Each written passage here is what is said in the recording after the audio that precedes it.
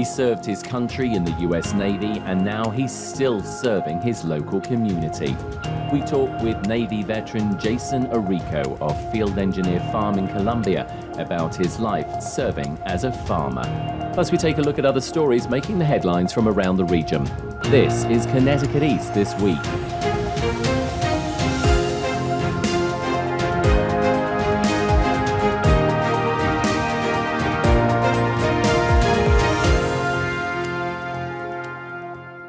Hello, I'm Brian Scott Smith. We cover a lot of agricultural stories on Connecticut East This Week, and the reason being is because our farmers and food supply, both here in the state and elsewhere in the nation, is vitally important. Food, vegetables, milk, and other essentials only turn up on our supermarket shelves because of a robust industry across the state and the US that makes sure we have food to put on the table. But it's an industry that has its challenges, and here in Connecticut, our farming population is aging out, meaning we have to find more people who are willing to become farmers to take over as the next generation. And sometimes that means people trying farming for the very first time as first-generation farmers like Jason Arico and his family in Colombia who run Field Engineer Farm. We are speaking to Jason Arico of Field Engineer Farm in beautiful Colombia. We just drove in today on a very fine summer's day with low humidity, which is very nice. Jason, thanks for taking time out of your busy day to talk to us. We're obviously going to be talking about the farm. That's the point of today's podcast. But we'd like to get people to understand and to know who that we're actually talking to. You're a first-generation farmer. So before you got into the farming, what were you doing before then? I had kind of two careers before I got into farming. My first was right out of college. I was an officer in the US Navy for about 4 years until I paid my time back, I guess. And once I separated from the Navy, I used my degree that I got, that the Navy helped me to get, which was my mechanical engineering degree. And I was mechanical engineer working on printing press equipment with my father for 10 years and transitioned out of that into the farm because at the time that field was shrinking pretty rapidly due to digital media and I wanted to get out and do something completely different. So farming was kind of where I landed. Where did that come from? Because like we said, first generation farm. I mean, farming's a tough gig. We're going to be getting into that and you're going to be telling us, obviously, the challenges of modern day farming. But where did that interest come from? I think it came from when I was a young kid. My parents raised us, myself and my sister, in Franklin, Connecticut, and we were good friends with a dairy farmer. And I think spending time on that farm really sparked my interest in farming. I didn't know it at the time, but I think that's sort of where it came from. When I was practicing as a mechanical engineer, we had a garden, and as my family grew to, from 1 to 3 kids, I wanted to grow more food for them because I was dissatisfied with some of the produce that was, available commercially. And that's not saying that it's bad produce. I just wanted to have a little bit more control. And so as that passion grew, I got a little bit better at growing. And I said, I think I'll make a go at this. And just kind of, it blossomed from there because we moved from one property in Columbia which was only 2 acres, to a bigger property in Columbia, which we're now on 8 acres. Talk to us about the challenges of farming, because you're a relatively small farm, but it doesn't matter really, I suppose, the size at the end of the day.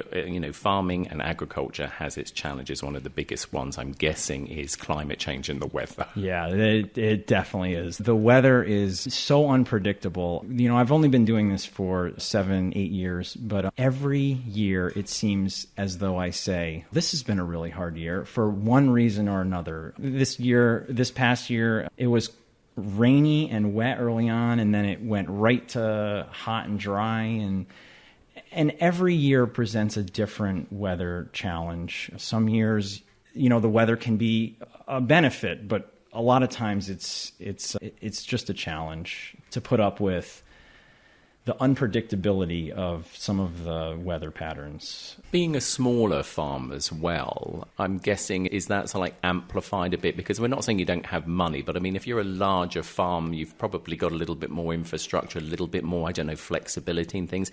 Does it become a bit more of a challenge for smaller farms, do you feel? I actually think that there's a trade-off there, and I'll elaborate by saying yes, I'm a small farm, and so I don't have necessarily the infrastructure.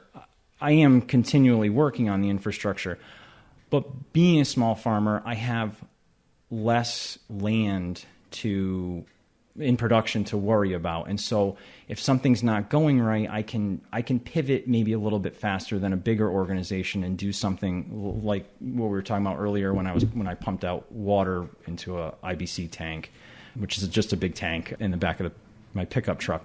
I don't know if you had a lot of land in production, that solution might not be a feasible one to solve the problem of lack of water. And in general, I would say that drought is always easier to deal with than flood, because you can always put water where you need it, but you can never shut the water off when it's just raining and raining and raining. Talk to us about the stuff that you actually grow here, because it's fruits and vegetables, isn't it? Yes. So I'm what you'd call a diversified farm. I like to try to tell people that I'm a market farmer. So I grow a wide range of vegetables to serve my community-supported agriculture members who pick up here weekly, and also to try to have a good variety for the farmers market that I'm part of as well in Willimantic. So I grow mostly vegetables, and I try to keep it really diversified so that people don't, people may not like everything that they're getting in a week, or what I have to offer in a week. So I try to keep it really diversified. And I also grow a little bit of fruits. Blueberries is kind of the main fruit that I grow, but I'm always looking at new things. So I'm actually looking into growing apricots in the future. So that's sort of a future endeavor that I'd like to try to get into. I also understand that you've got a flock of between 40 and 50 birds as well, so eggs? Yes, so eggs right now. We always raise a few, somewhere between 25 and 30 broilers a year. Broilers are meat chickens. That's mostly for our own needs.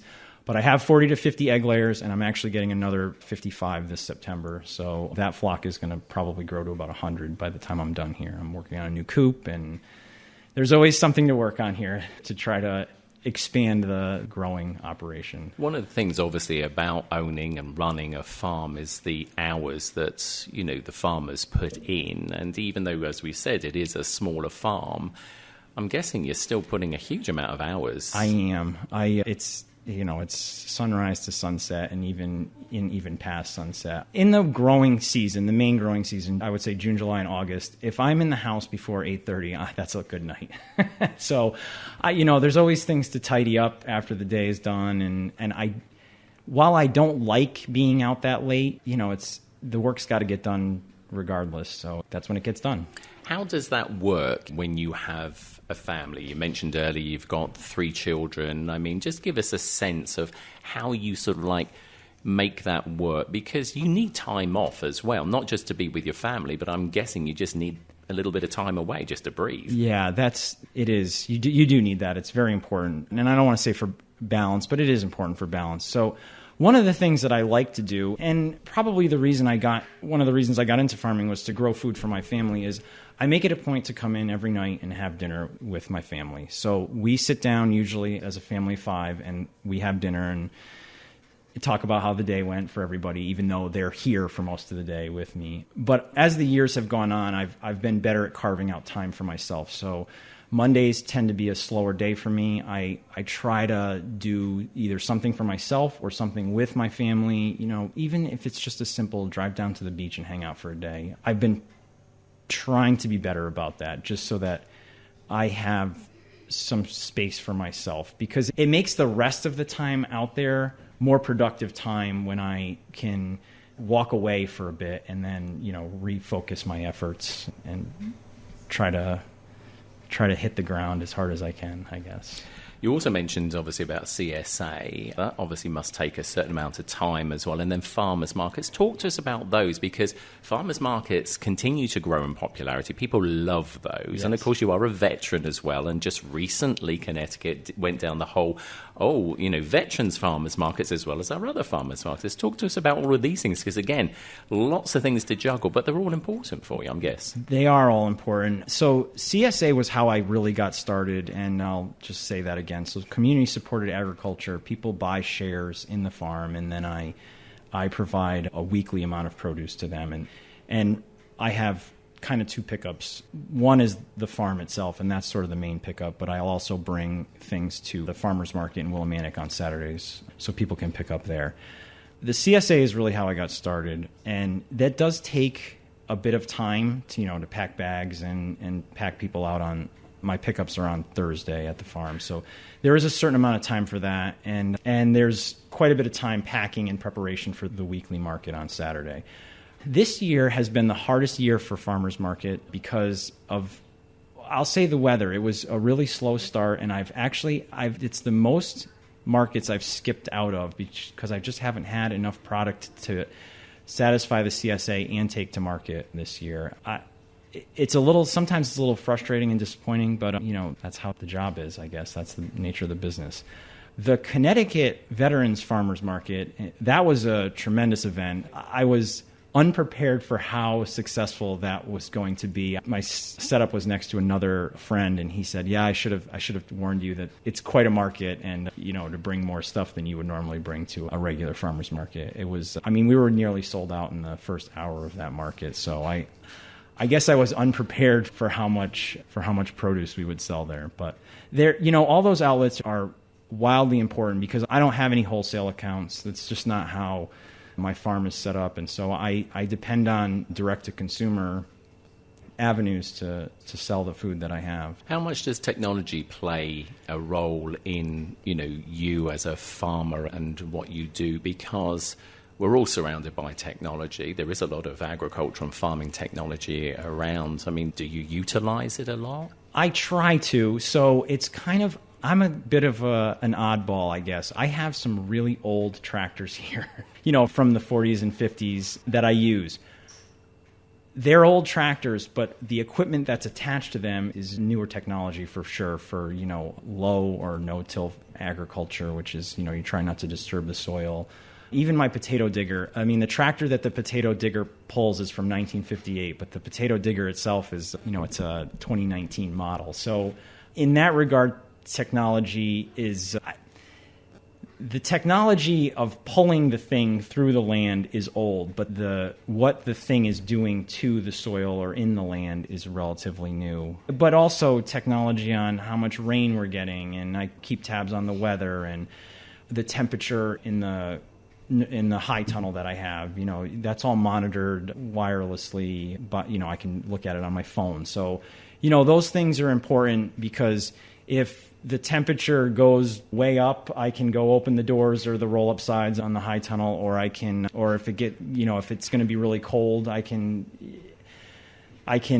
look at that temperature and make a snap decision and run out there. Yeah, so technology, it should probably play a little bit more bigger role in my operation, but it does play a fair role here. And how, what's the relationship between you and obviously, other farmers, maybe locally? Because that's another thing, is the farming community is quite small, really. And it is aging out here in Connecticut, sort of thing. So we are desperate to make sure that we keep our farming and agricultural community here. So what's the relationship like with other farmers? So when I first, it's ebbed and flowed. So when I first started out, I looked at other farms as competitors, but a friend made me see it differently. There's just not enough farms for the amount of people that have to be fed anywhere, really. So once you get past looking at it as a competitive business, especially for small farms, small, diversified ag farms, you start to look at those people as colleagues and comrades, and you rely on them to help you, especially people who have been farming for longer than me, even people who are my age that have been farming for a little bit longer than me. I look to them for advice on how to get stuff done or different ways of thinking about it. My relationship now has changed with a lot of farmers, even at my farmers market and farmers within town, some of the younger farmers in town. I really look to them as friends now rather than competitors, just because we're never going to make enough food for the demand that's out there. Are you encouraged by that? Because like you said, too often, doesn't matter what industry, and you look at people as competitors only, when the reality is, as you said, that isn't always the truth. Am I encouraged? Yes, I am encouraged by that because it means that there's always a space for new farmers to come on board. The thing that discourages me is that and I don't know, maybe this isn't reality, but it feels like we're losing farmland faster than we've ever lost farmland. Just because one of your points was that our current farmers are sort of aging out, and so what happens to their land when they age out? Does it get transferred to an offspring and kept in farming, or does it go to development? And that's kind of a scary thing because land is the thing that no one's making any more land. It's what we have is what we have, and if we use up all of the good farmland for developments, and not that I'm opposed to solar, but solar farms, that takes good ag production land out of use permanently. I'm guessing part of the issue there is, and I'll say it, Connecticut is an expensive state to live and work in, and buying land in this state is incredibly expensive. So again, I suppose, even if that land becomes available, it's can somebody actually afford to pay for it, save it, and keep it as it is? Right. I have a number of friends who they would love to have their own land, but they just can't make it make sense, I guess, from a financial standpoint. I consider myself really lucky that I have this 8 acres, which doesn't sound like a lot of land, but when you think about how much production you can get off of 8 acres, or the 2 that I'm cultivating, it's actually quite a lot. I feel lucky because I was able to, 1, come out of college with no debt because of the Navy, and 2, save a lot of money when I was in the Navy as a single officer, and then 3, just I got lucky because of the real estate market. We were able to make this purchase, which felt at the upper end of our financial capability at the time, but this is really what I wanted, and so we saved and kind of made it work. Now I'm an outlier in that regard. There's a lot of people who just cannot make that work. I know of other friends who have used different organizations to help them acquire land, and then, they're sort of working it off. But that's tough too, because you really have to be turning a profit year after year, and if you don't, then things get kind of tight. So, yeah, I mean, land in Connecticut, land everywhere is expensive, but in Connecticut, it's definitely more expensive, I feel like, than other states. Do you put your resolve as well down to partly the discipline that you no doubt learned while you were in the military, but then also when you came out and you transitioned into, those other jobs, working for your father for a small business? Do you think all of that has basically helped you to where you've got to today? Because that's a lot of learning lessons. Yeah. So I don't think that I would have owned my own business had I not seen my parents own their own business. You see so much when you're living it and when you're part of it, and you see what they're willing to do or what they have to do to make it work. There were a lot of late nights that my dad worked, to get stuff out the door for shipping, and it's just the things you do when your back is against the wall. I saw that, and I just saw that you just kind of do what you have to do if you want to make this work. If you don't want to make it work, that's fine. Then don't do those things. But if you want to make it work, those are the things that you kind of have to do. What are the things that, maybe your 5 or 10 year plan possibly for field engineer farm? Like you said, you've got 8 acres, you're cultivating on 2, you've got chicken flock. What's the plan? So one of my big plans is I'm currently in an NRCS, so Natural Resource Conservation Service. They're part of the USDA. I'm currently in a grant with them for an irrigation project to collect rainwater off of the barn and use that as irrigation for the crops. So that's one of the projects that I want to finish within the next calendar year. And as part of that grant, I also am having a bigger high tunnel. I think the high tunnel I talked about was really my propagation area for potting up plants. But I would like, the grant covers a high tunnel out in the field for, I'll call it year-round production. Although that thought scares me because it's already growing between April and November is already hard enough. I think it will help, especially with the shoulder seasons, fall and spring, to get in earlier and grow later, and then eventually maybe that will turn into growing all year. That's one of the projects. I mentioned I'd like to try to get into some more fruit growing, so apricots is kind of what I'm looking at doing. I'm still sorting out the feasibility of that here.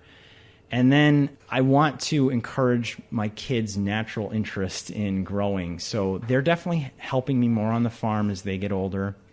And I'm trying to give them more responsibilities here to see if they're, that's where their passion really is. If it is, I'm happy to keep fostering that and growing it. Yeah, so that's kind of where I'm sort of headed right now. Here's the final $64 million question. Yeah. If you could do it all again, would you still do what you've done by way of the farm? Yes, 100%. There are a lot of days when I end and I think I don't want to be anyplace else. I really just don't. I love it here, and this is where I feel like I was kind of meant to be. So yeah. Well, it's been great talking to you. Thank you for taking time out of your day, especially during the summer as well. Jason Arico of Field Engineer Farm, it's been a pleasure talking to you, and we look forward to continued success, obviously, for you and the farm. Thank you for having me. And you can follow Jason and Field Engineer Farm on their Facebook page by simply searching for Field Engineer Farm. And if you're wondering why the farm is called that, well, we forgot to ask during the interview, but the name came from a combination of Jason's time in the military as an engineer and then working in his father's business as a different type of field engineer.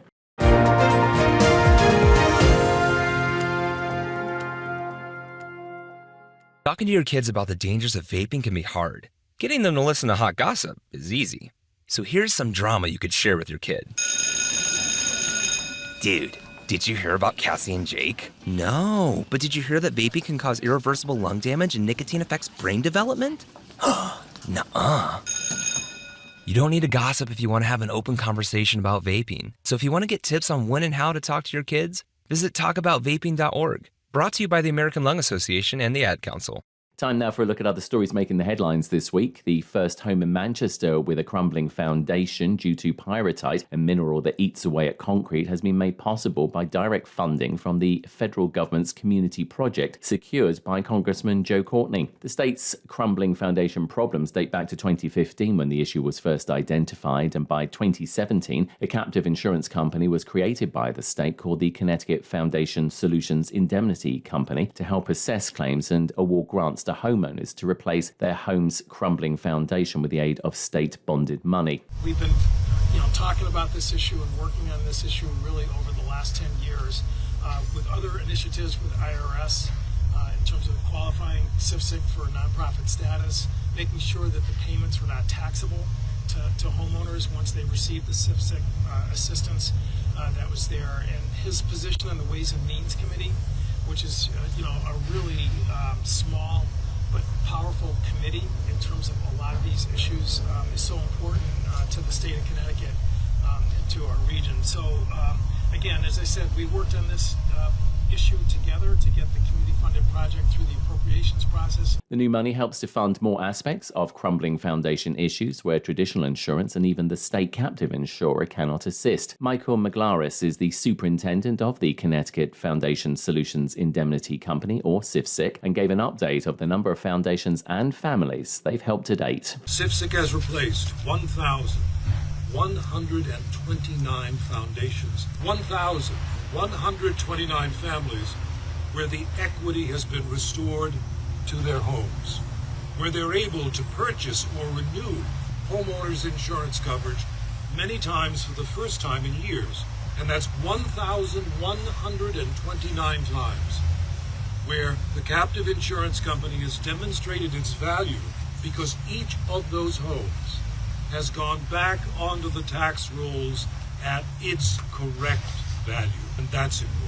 Although the crumbling concrete foundation problem is starting to subside, CFSIC has paid out over $172 million in claims so far, with an additional reserve fund of almost $82 million for future claims. In the Day newspaper this week, after a recent meeting with the State Department of Transportation, town and borough officials in Stonington said the most recent plan to replace the Alpha Avenue viaduct is off the table, though future property impacts are yet to be determined. The meeting came after a public outcry over the DOT's plan to take private property in order to replace the only vehicular access to the borough. The $48 million plan called for shifting the location of the 85-year-old bridge 12 feet to the west of its current location, blindsided town leaders and residents last month when potentially impacted property owners received notices that the DOT's plans had changed and their properties were now at risk of being taken through eminent domain. Those properties included a parking lot owned by Dodson's Boatyard and historically used for storage, JM Electric and Castle Hill Audio Visual, both of which are housed at the former Zach's Bar and Grill at 201 North Main Street, the Stonington Community Centre called Como Thrift Store, which would have been demolished, and a piece of residential property at 203 North Main Street, including a garage. In addition to the in-person comments the DOT received last month, representatives said they have also received 54 written comments about the plan. Also in the day, the Windham County State's Attorney's Office is now handling an investigation into the possible lodging of criminal charges against a state police sergeant, as well as the prosecution of a YouTube personality arrested after he showed up at the sergeant's home in Groton last month. Windham County State's Attorney John Fahey confirmed last week that the criminal case of self-described independent journalist and constitutional activist Sean Paul Reyes was transferred out of the new London County Judicial District to avoid a conflict of interest. Fahey will also pick up the investigation into the actions of retired Sergeant Brian Fahey, no relation, to determine whether criminal charges are warranted. During Reyes' first appearance in court in New London last month, New London County State's Attorney Paul Narducci talked about the likelihood of a transfer because of Brian Fahey's professional relationship in his jurisdiction. He is a former New London police officer who had worked at Troop E in Montville. Reyes and his cameraman were charged on July 11th by Groton Town Police with first-degree criminal trespass, breach of peace and voyeurism with malice, a felony. Charges were the result of Reyes' confrontation with Brian Fahey. Confrontation was captured on video and posted to Reyes' popular YouTube channel Long Island Audit,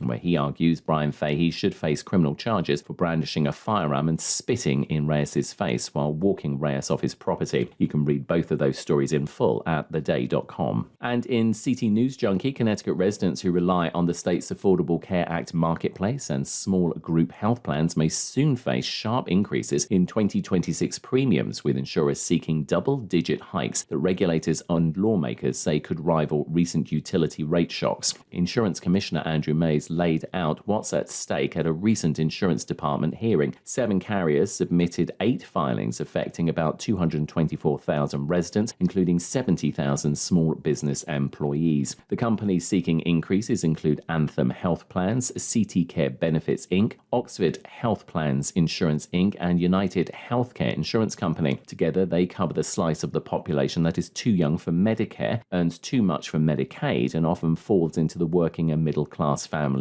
least able to absorb another surge in household bills. The requests range from 5.9% to 26.1%, averaging 17.1% for individuals and 13.1% for small groups. About one-third of enrollees are aged between 55 and 64, a group already paying some of the steepest premiums in the market. The increases don't apply to the majority of Connecticut residents covered by employer-sponsored insurance regulated under federal ERISA law, but they could hit freelancers, self-employed workers, and small businesses particularly hard. You can read the full story at ctnewsjunkie.com.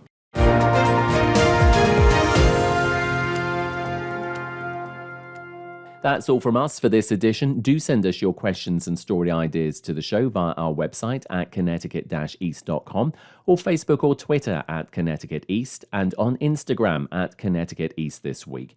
And you can listen to the show again on our social platforms, on demand, and by asking your smart speaker to play Connecticut East This Week podcast. And please like, follow, and share on your social media too. I'm Brian Scott Smith. Thank you for listening.